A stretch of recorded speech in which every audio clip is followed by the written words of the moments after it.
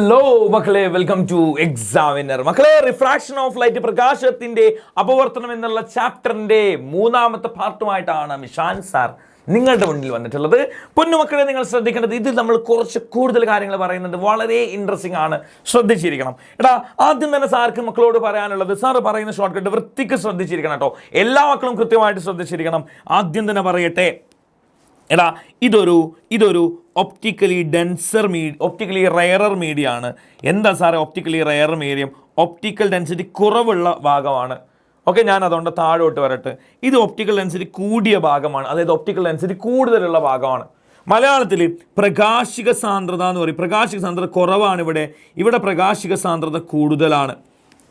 Okay, ഒരു ഭാഗത്ത് ഒരു മാധ്യമത്തിൽ പ്രകാശിക സാന്ദ്രത കുറവൊന്നുമില്ല, കൂടുതലും അങ്ങനെ തന്നെയല്ല ഉണ്ടാവുക. യെസ്, പ്രശ്നങ്ങളൊന്നുമില്ല. മക്കൾ ശ്രദ്ധിക്കേണ്ടത്, പ്രകാശം എവിടുന്നാണ് വരുന്നത്? കുറവുള്ള ആളടുത്ത് നിന്ന് കൂടുതലുള്ള ആളടുത്തേക്ക്. നിങ്ങൾ ഇതിനെ സ്നേഹവുമായി കമ്പയർ ചെയ്യണം. ഓക്കെ, സ്നേഹവുമായി കമ്പയർ ചെയ്യുമ്പം സ്നേഹം കുറവുള്ള ആളടുത്തുനിന്ന് സ്നേഹം കൂടുതലുള്ള ആളടുത്തേക്ക് പോകുമ്പം എൻ്റെ മക്കൾ എന്ത് ചെയ്യൂടാ? അവരോട് വല്ലാതെ അടുക്കും. ഇതാ when light enter from optically rarer കുറവുള്ള ആളടുത്തുനിന്ന് to optically denser കൂടുതലുള്ള ആളടുത്തേക്ക് പോകുമ്പം it deviate towards അവരെന്ത് ചെയ്യൂടാ? ഇതുപോലെ ഇങ്ങനെ അടുക്കും. ഓക്കെ, മലയാളത്തിൽ പ്രകാശിക സാന്ദ്രത കുറഞ്ഞ മാധ്യമത്തിൽ നിന്നും കൂടുതൽ ആഴത്തേക്ക് പോകുന്ന സമയത്ത് അപവർത്തന രശ്മി ലംബത്തോട് അടുക്കുന്നു. എന്നാൽ സാർ ഇതിന്റെ ഓപ്പോസിറ്റ് പറഞ്ഞാൽ ശ്രദ്ധിക്കണേ. ഇവിടെ ഒപ്റ്റിക്കൽ ഡെൻസിറ്റി കൂടുതലാണ്, ഇവിടെ കുറവാ. ഓക്കെ, ശ്രദ്ധിക്കണം കേട്ടോ. എല്ലാവരും കൃത്യമായിട്ട് ശ്രദ്ധിച്ചിരുന്നാൽ കൃത്യമായിട്ട് സാർ പറഞ്ഞു. കൂടുതൽ ആളത്തുനിന്ന് സ്നേഹം കൂടുതൽ ആളത്തുനിന്ന് കുറവുള്ള ആളത്തേക്ക് വരാൻ നമുക്ക് ആർക്കെങ്കിലും താല്പര്യം ഉണ്ടാവുമോ? സ്നേഹം കുറവുള്ള ആളത്തേക്ക് വരുമ്പം അവരിങ്ങനെ അകന്ന് പോകും. പെണ്ണിനാ ചന്ദന കിണ്ണം മുങ്ങി പോയടാ. അപ്പൊ ശ്രദ്ധിച്ചോ, അകന്ന് പോവാന്നുള്ളത് എവേ. പിന്നെ light enter from optically denser കൂടുതൽ ആളത്തുനിന്ന് റയറർ മീഡിയത്തിലേക്ക് വരുമ്പോൾ അവർ എവേ ആയിട്ട് പോകും. അവരെന്ത് ചെയ്യടാ?